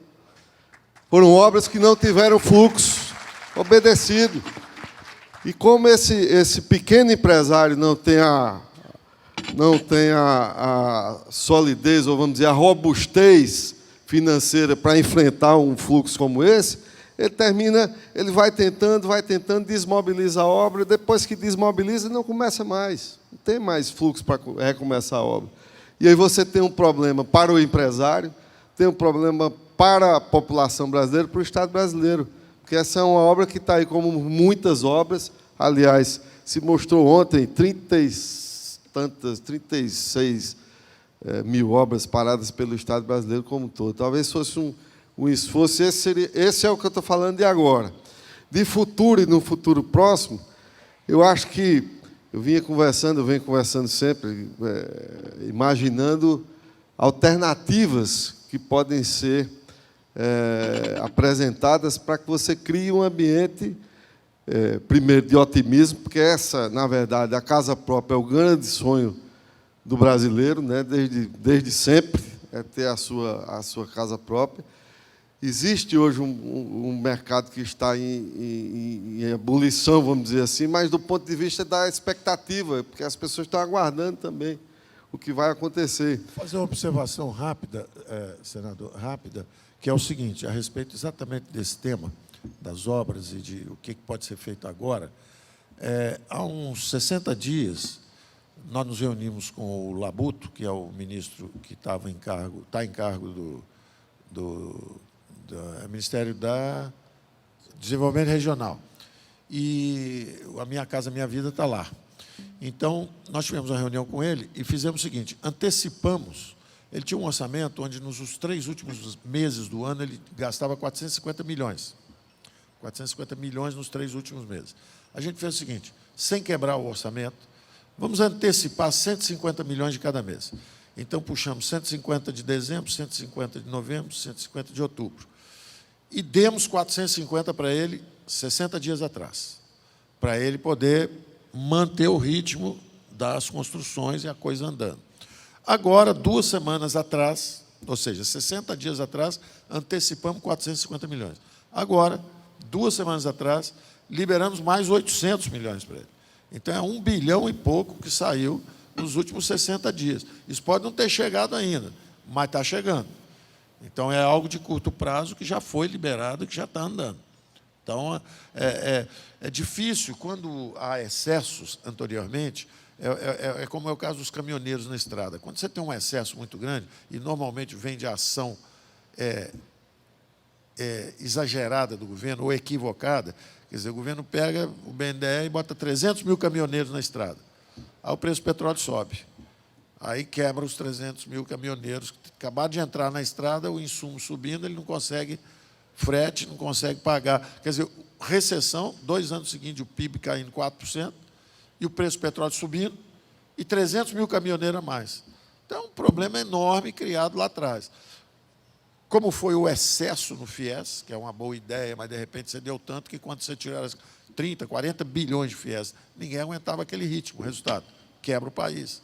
Agora, a mesma coisa. O Minha Casa Minha Vida tomou uma bombada forte, jogou dopado um tempo, aí agora está doente, está com dor de cabeça, está com enxaqueca, está torto. Então, nós estamos fazendo o máximo possível, como é um programa que tem impacto social, é importante, nós estamos fazendo o máximo possível para manter. Mas tem que reconhecer que houve um excesso e uma focalização, a centralização excessiva. Em vez de ter um pouquinho para todo mundo sempre, preferiram dar muito para meia dúzia. Resultado, agora cai o teto na cabeça de todo mundo, tá certo? Mas nós estamos liberando os recursos. Nós estamos liberando os recursos. O que eu estava nessa linha esse é o curtíssimo prazo, que é o mundo que nós estamos vivendo. E dentro da sugestão que estava sendo dada aí, é você criar alternativas, que eu acho que o presidente Pedro aqui, junto com o Zé Carlos e várias outras cabeças que pensam essa área, até que se possa criar, até que estávamos conversando um pouco dentro desse conceito de não mais a moradia, mas sim o habitat como um todo, né, para você criar alternativas, e tem muitas, né, que você pode envolver também a iniciativa privada, o fluxo de capital privado, para você fazer mix. E aí, como disse o presidente Rodrigo também, se utilizar o próprio FGTS. A gente já discutia, ministro, há muito tempo a questão de subsídio. Porque o Minha Casa Minha Vida, na verdade, se você for aprofundar, não é um programa de habitação. É um programa, quando ele foi criado, era um programa de subsídio, né, que produzia habitação, inclusive um subsídio individual, porque você ali estava subsidiando o cidadão com o CPF. Mas acho que, e é o que a gente pregava, uma evolução para que se criasse um ambiente como hoje existe em outros países. Isso também vai melhorar muito quando nós tivermos os juros que nós estamos sonhando que possam chegar a patamares razoáveis no nosso Brasil, que hoje ainda são juros caríssimos, né? O juro que a gente vê e o que é propalado não chega na ponta. E quando chega com o casamento. Você é obrigado a contratar alguma coisa para poder ter algum acesso, um juro mais barato, porque senão não tem acesso a ele. Mas acho que é possível, sim, desenhar para, no day after, como está dizendo Zé Carlos, é o day after da Previdência, que a gente já possa ter aí alternativas. Isso. E aí eu tenho certeza que nós vamos o Congresso, como disse o presidente Rodrigo, vai ajudar a presidente Rodrigo, eu só vou pedir agora o Léo ali fazer uma intervenção, para daí a gente poder liberar vocês, que eu sei que vocês estão precisando voltar para Brasília lá, e o Rio está difícil, né, ministro? É a última pergunta sobre previsibilidade, mas tem a ver com a variável política, por isso vou começar pelo ministro Aguinaldo. A gente sabe que a previsibilidade tem a ver com você ter a agenda correta, né, o diagnóstico e a agenda correta, e ter o arranjo político também correto para poder viabilizar, transformar esse diagnóstico em boas decisões, né? E hoje a gente está percebendo já há algum tempo, graças a Deus, né, o Legislativo ampliando as suas responsabilidades, o seu leque, né, de protagonismo na vida do Brasil. Mas acho que a gente está chegando num momento perigoso, né, de que enfrentamentos desnecessários podem agorar o ambiente político e prejudicar essa agenda econômica que todos nós concordamos. Eu queria ouvir dos senhores que tipo de arranjo político, para qual tipo de arranjo político nós devemos caminhar para que nós possamos ter essa equação da previsibilidade bem desenhada, né? Uma agenda correta, mas também um ambiente político capaz de transformar essa agenda correta em boas medidas. Bem, eu aproveito essa oportunidade, que eu acho que ela é importante, porque a gente está vivendo num mundo das mídias tradicionais e das mídias sociais, das novas redes de comunicação, que mudam completamente a relação da sociedade, não apenas com a política, mas também com o governo, com o Supremo, com o Tribunal de Justiça, com todos, ou entre si, entre a própria sociedade. Isso tudo vem gerando uma contestação da democracia liberal, da democracia representativa. A crise não é só no Brasil, é no mundo inteiro. A gente está vendo a Espanha, que viveu, né, manifestações ao longo de muito tempo, e até hoje a crise política não acaba. A formação de um governo sólido ainda não veio, apesar de uma nova eleição há 2 semanas atrás. Os Estados Unidos também, um sentimento de mudança, né, se tirou algo do lugar e a instabilidade ainda existe porque não se consolidou nada no lugar. O Brexit na Grã-Bretanha é a mesma coisa, né? Uma onda veio, tira a Grã-Bretanha do euro, mas ninguém sabe como faz agora. E aqui no Brasil também um novo momento, um novo governo, né, com uma agenda econômica, liberal com Paulo Guedes, que está com a gente, que estamos firmes nesse compromisso, e uma agenda conservadora de valores, que tem o seu papel. O presidente foi eleito com essa agenda.